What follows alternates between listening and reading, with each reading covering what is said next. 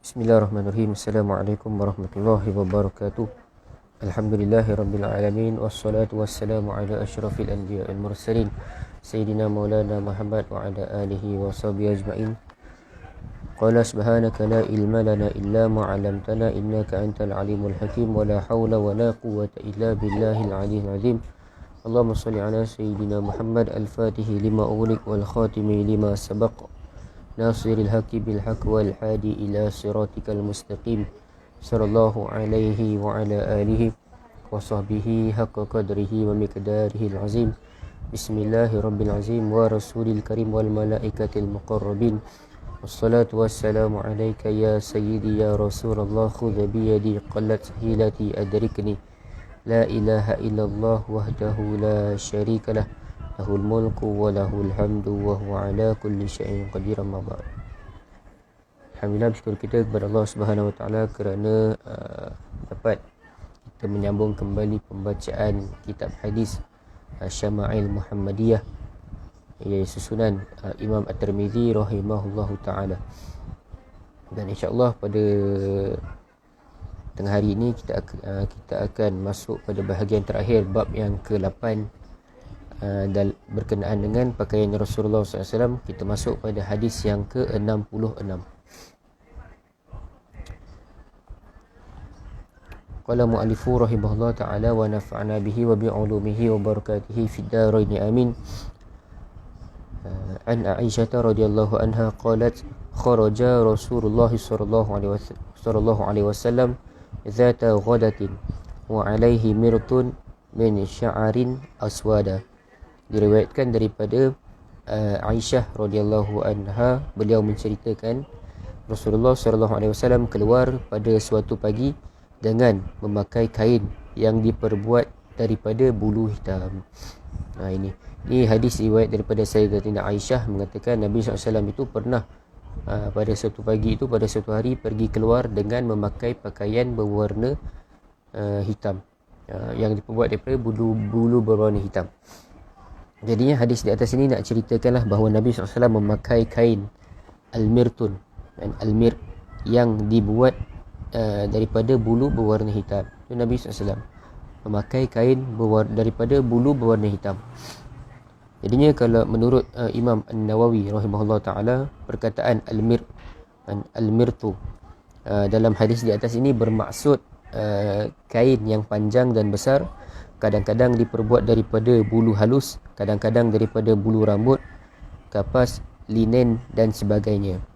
Dan menurut Imam Al-Khattabi, al-mirtu itu ialah kain sarung.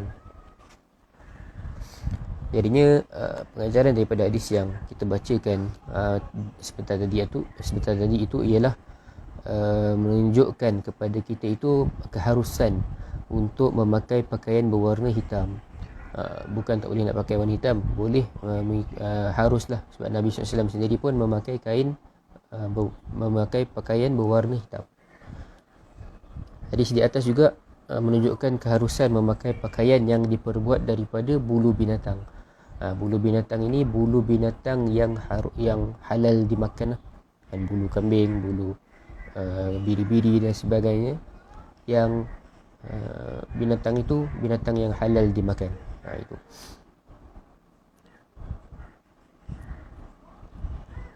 Kalau binatang yang tidak boleh dimakan, tidak bolehlah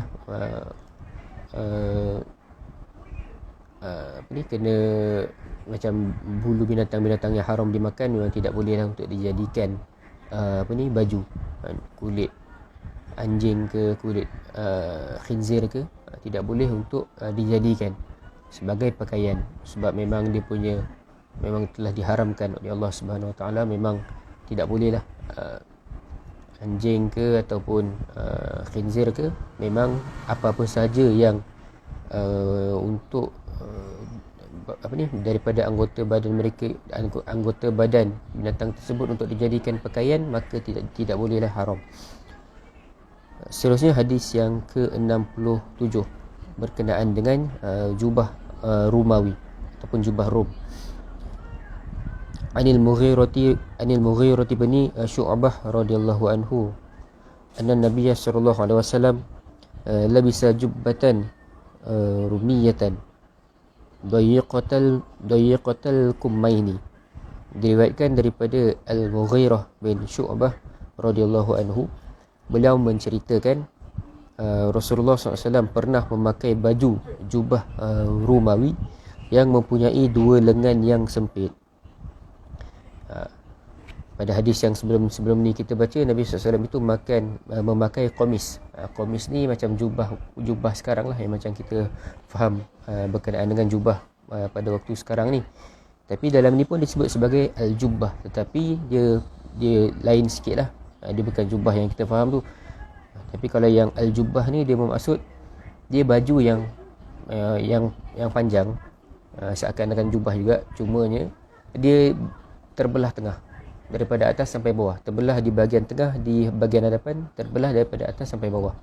Itu dipanggil al-jubbah. Al-jubbah bermaksud pakaian lelaki yang labuh dan luas, terbuka di bahagian hadapannya dari atas hingga bawah, dan dipakai pada sebelah luar pakaian. Dipakai pada luar pakaian lah jubah. Kalau kita tengok macam ada habib-habib ataupun ustaz-ustaz yang pakai jubah yang tak ada butang tu, memang dia terbuka, terbelah daripada atas sampai bawah tu, itulah dipanggil sebagai al-jubbah. Al-jubbah. Kalau ustaz-ustaz yang pakai jubah biasa yang hanya ada kancing sedikit je kat sini, lepas tu tangan dia lengan panjang terbuka tu, itu dipanggil sebagai komis. Itu komis. Tapi kalau jubah yang mengikut yang hadis Nabi sebutkan, al-jubbah ini dia pakaian yang daripada dia labuh sama macam komis, cumanya dia terbuka, terbelah daripada di bahagian tengah hadapan daripada atas sampai bawah. Itu dipanggil al-jubbah. Dalam Sunan Abu Daud dinyatakan bahawa jubah Romawi tersebut dibuat daripada bulu binatang. Menurut Imam Al-Baijuri, jubah tersebut dipakai oleh Nabi SAW ketika musafir. Dan juga ada pendapat menyatakan bahawa baginda memakainya semasa perang Tabuk. Pakaian ini dipanggil jubah Romawi kerana buatannya daripada Rom. Jubah Rom lah, Romawi. Ada riwayat menyebutkan jubah Syamiyah, nisbah kepada Syam. Tidak adalah percanggahan antara kedua-dua riwayat ini kerana Syam pada ketika itu merupakan kawasan di bawah jajahan Rom. Sama ada namanya jubah Romawi ataupun jubah Syamiyah, tidak ada masalah lah, sebab dua-dua tu sama saja. Mungkin pada ketika itu Syamiyah ini, Syam ini masih lagi di bawah jajahan Rom. Jubah Romawi di atas bukanlah satu-satunya jubah yang dimiliki oleh Nabi SAW. Nabi SAW juga memiliki jubah yang lain sebagaimana diceritakan oleh Asma binti Abu Bakar radhiyallahu anha. Kata Asma, maksud sesungguhnya Nabi SAW mempunyai jubah yang dilingkungi tepi-tepinya dengan kain sutera. Baginda memakainya untuk bertemu dengan musuh. Dan ada dalam riwayat yang lain diceritakan bahawa Nabi SAW diceritakan bahawa Asma radhiyallahu anha pernah menunjukkan jubah Nabi itu kepada orang lain. Jubah itu dilingkungi lipatan dengan kain sutera di belahan lehernya, dua hujung lengannya dan dua ruang terbuka di bahagian depan dan belakangnya. Ini untuk dia punya pengajaran daripada hadis yang kita bacakan, hadis yang ke-67 ini. Hadis di atas ini menunjukkan kepada keharusan memakai pakaian yang bernama al-jubbah. Al-jubbah yang dia macam saya sebutkan tadi, dia pakaian yang dipakai di bahagian luar dan ada belahan daripada atas hingga ke bawah di bahagian depan tengah. Di bahagian tengah hadapan memang ada belahan, dia tak ada butang. Itu dipanggil al-jubbah. Seterusnya hadis ini menunjukkan keharusan memakai pakaian yang dibuat oleh orang kafir atau yang dibawa masuk dari negara kafir.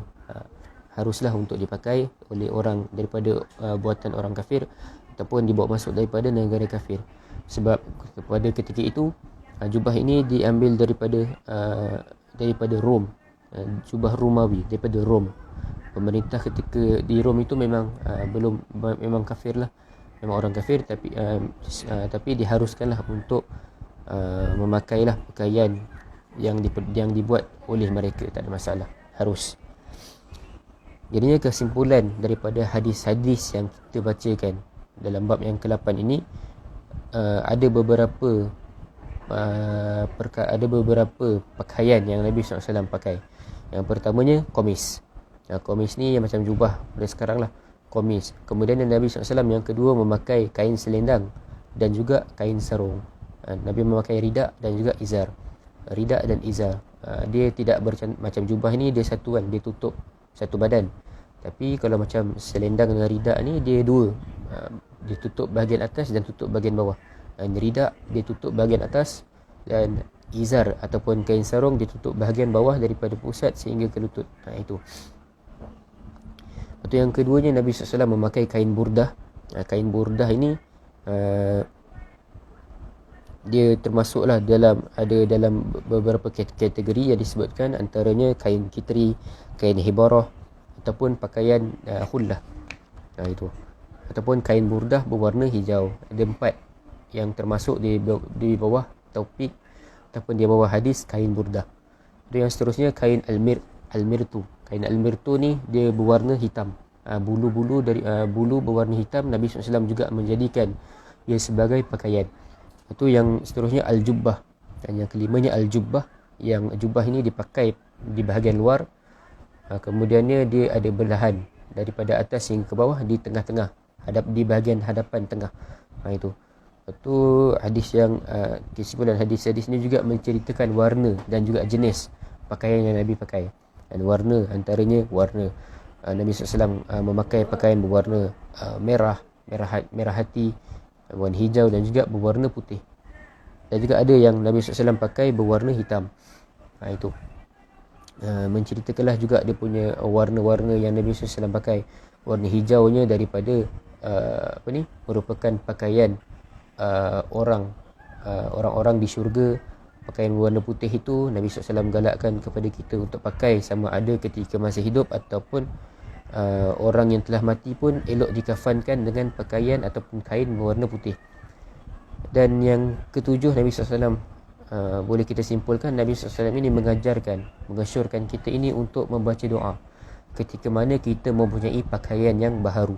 Nabi SAW mengajarkan kita sebuah doa, Allahumma lakal hamdu anta kasautani as'aluka khairahu wa khaira ma suni'a lahu wa a'udzubika min syarrihi wa syarri ma suni'a lahu. Itu doa yang Nabi SAW ajarkan kepada kita ketika mana kita ini mempunyai ataupun kita dapat pakaian baharu. Itu elok untuk kita bacakan doa.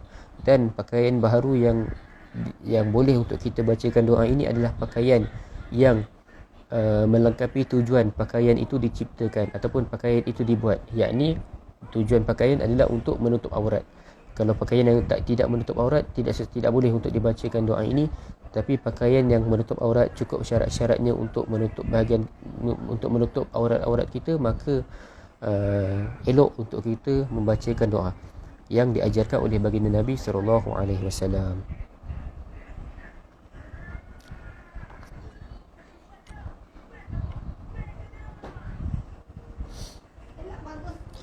Itulah kita telah selesai bab yang ke-8 berkenaan dengan pakaian Rasulullah SAW. Dan insya-Allah pada hari esok, kalau tidak ada apa-apa halangan lah, insya-Allah kita akan masuk pada bab yang ke-9 berkenaan dengan keadaan hidup Nabi SAW. Bab ini memang sangat-sangat elok untuk kita faham, kerana untuk kita mengenali bagaimana keadaan hidup Nabi SAW dan apa yang Nabi makan dan sebagainya. Wallahu subhanahu wa ta'ala a'lam. InsyaAllah kita bertemu pada hari esok. Assalamualaikum warahmatullahi wabarakatuh.